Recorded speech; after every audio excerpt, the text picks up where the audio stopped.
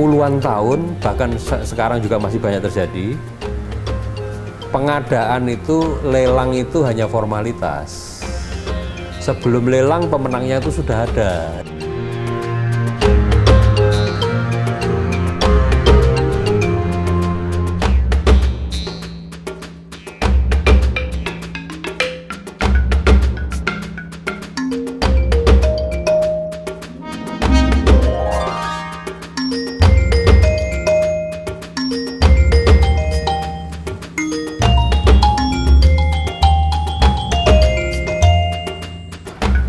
Tahun 2012, 14 tahun setelah reformasi, wajah Indonesia tak banyak berubah.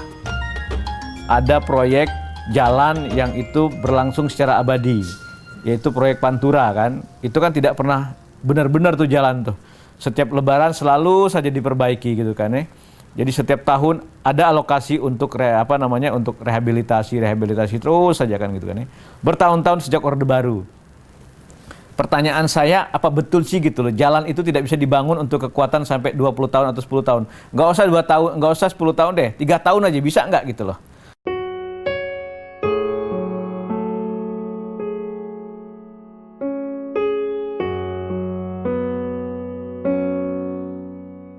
Sudah menjadi rahasia umum, proyek pengadaan pemerintah adalah sumber kekayaan para koruptor. Sumber korupsi terbesar sejak negara ini didirikan.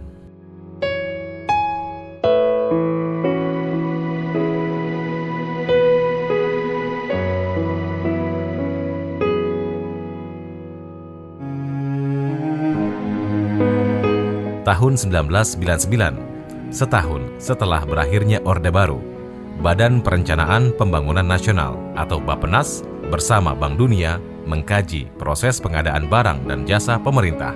Hasilnya menunjukkan kondisi yang sangat memprihatinkan. Jadi di aturan pada waktu itu diutamakan yang menang adalah pengusaha setempat. Itu memviolet nilai-nilai NKRI. Nah kemudian mereka juga menemukan pemerintah itu selalu membeli barang dengan harga yang lebih mahal dibanding harga pasar. Dan mereka mengindikasikan kisarannya antara 10% sampai 50%. Ya. Itu tahun 99. Kondisi di awal reformasi tak lebih baik dari Orde Baru. Di balik maraknya pembangunan, korupsi menjamur. Jadi hampir sebagian besar korupsi-korupsi itu dilakukan di pengadaan barang. Dan di pengadaan barang itu jumlahnya itu juga cukup besar karena pada saat itu kan pertumbuhan ekonomi menjadi salah satu program yang sangat penting dan intensif dilakukan. Dan untuk meningkatkan pertumbuhan ekonomi, memang kemudian belanja barang dan modal menjadi salah satu bagian yang sangat penting. Korupsi anggaran belanja negara dan daerah nyaris menjadi rahasia umum. Inilah proses pencurian uang yang dihalalkan para koruptor.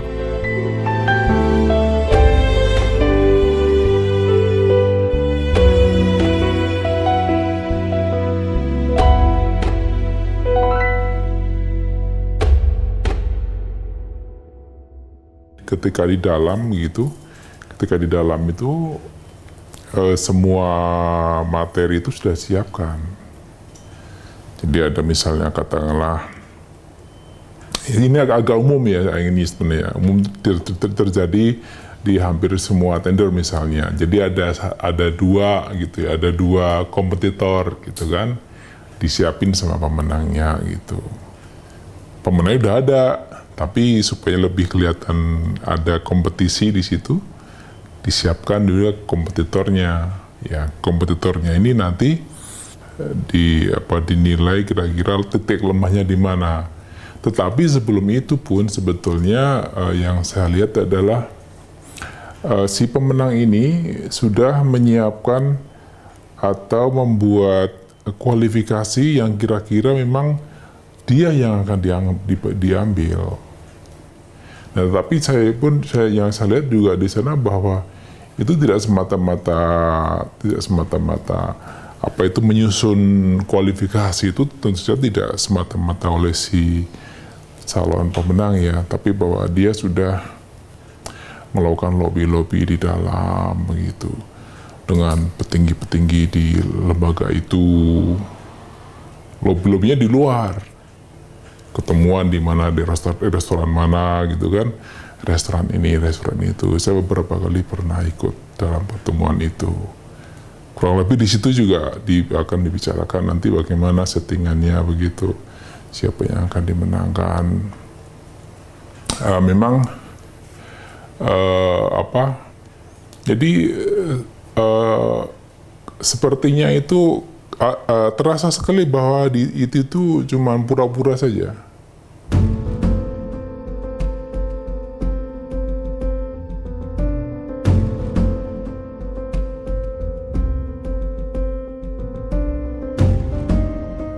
Belasan tahun reformasi, sumber korupsi terbesar masih sama, pengadaan barang dan jasa yang berasal dari APBN dan APBD.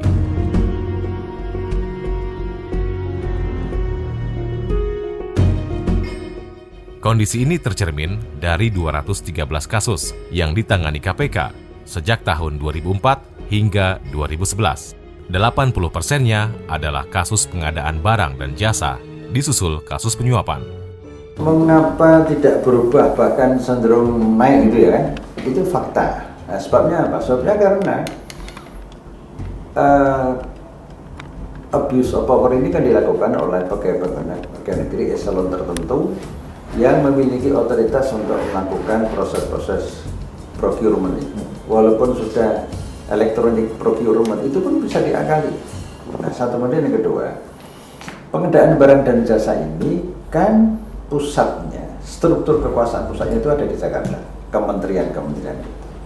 Sumber masalahnya adalah ketika di pusat itu, otoritas pemegang kekuasaan di pusat itu, dia tidak memiliki kualifikasi, integritas, dan profesionalitas serta sikap yang transparan, maka dia pasti melakukan abuse. Dan abuse ini tidak bisa dilakukan tanpa dukungan dari kantor wilayah, kantor daerah, kantor cabang. Ada pihak diuntungkan hingga sistem pengadaan yang rentan dikorupsi dibiarkan begitu saja. Tapi lebih banyak yang dirugikan, rakyat dan juga pelaku usaha. Ini agak kontraproduktif ya, praktek transaksional yang sangat membebani pelaku usaha. Kenapa? Karena ini akan berdampak pada tidak efisiennya proses bisnis. Itu akan menggerus kualitas proyek. Itu akan mengurangi standar baku yang mestinya dimiliki oleh satu bangunan ataupun juga kekuatan yang harus dimiliki oleh satu proyek yang dilakukan. Apakah itu jalan, apakah itu jembatan, apakah itu pelabuhan, apakah itu sekolah, apakah itu perkantoran, apakah itu gedung-gedung, apakah itu irigasi.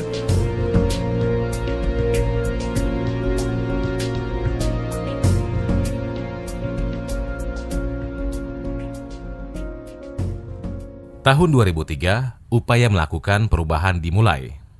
Presiden Megawati Soekarno Putri menerbitkan Keputusan Presiden atau Kepres nomor 80 yang mengubah proses pengadaan barang dan jasa pemerintah.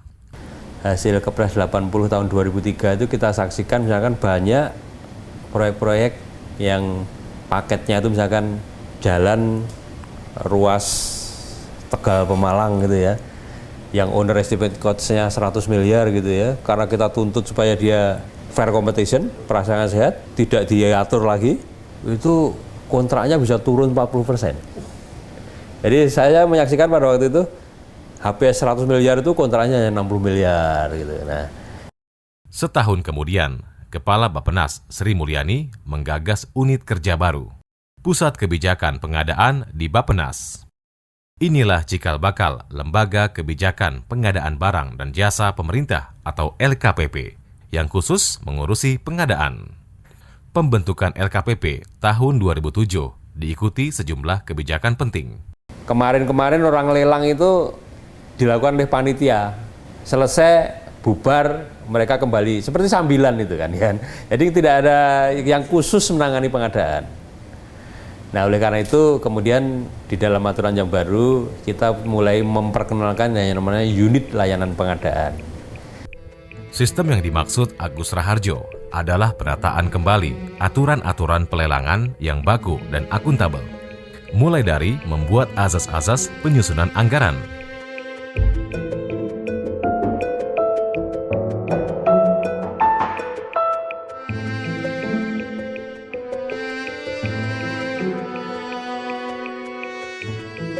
mengatur sistem pengadaan,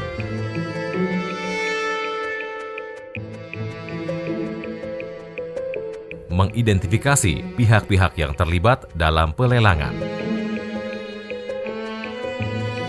hingga mewaspadai modus-modus korupsi dalam pengadaan barang dan jasa.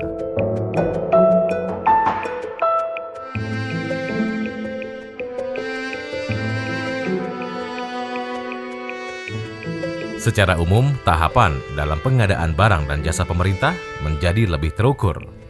Diawali dari adanya persiapan, perencanaan atau pemilihan penyedia barang atau jasa, pemilihan sistem pengadaan, penetapan metode kualifikasi, penyusunan jadwal pemilihan, penyusunan dokumen, penetapan harga perkiraan sendiri, penetapan jaminan dan sertifikat garansi, pelaksanaan lelang, serta pelaksanaan kontrak.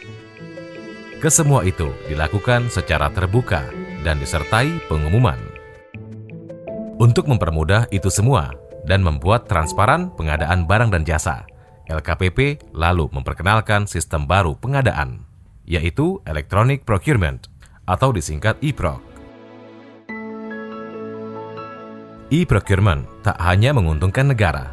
Bagi pengusaha, kesempatan untuk menjadi penyedia barang dan jasa pemerintah lebih terbuka luas. Perusahaan yang ingin menjadi penyedia dapat mendaftar secara online di halaman utama sistem pengadaan secara elektronik di lkpp.go.id. Setelah itu, mendaftarkan diri secara langsung ke lembaga pengadaan secara elektronik atau LPSE setempat dengan membawa berkas pendukung yang disyaratkan. Perusahaan berstatus sebagai penyedia dapat mengikuti lelang yang diumumkan di halaman utama SPSE. Seluruh peserta dan pemenang lelang diumumkan secara terbuka di SPSE, termasuk juga alasan mengapa dinyatakan sebagai pemenang. Sekarang, seluruh kementerian dan lembaga pemerintah diwajibkan melakukan prosedur pengadaan barang melalui e-procurement ini, sehingga akuntabilitas pengadaan barang dan jasa bisa lebih baik. Tahun 2011 itu masih voluntary, masih sukarela, belum mandatori, belum wajib. Ya, itu aja nilai transaksinya sudah 51 triliun dengan penghematan 12%. Nah, pada waktu 2012 nanti, ini tuh wajib.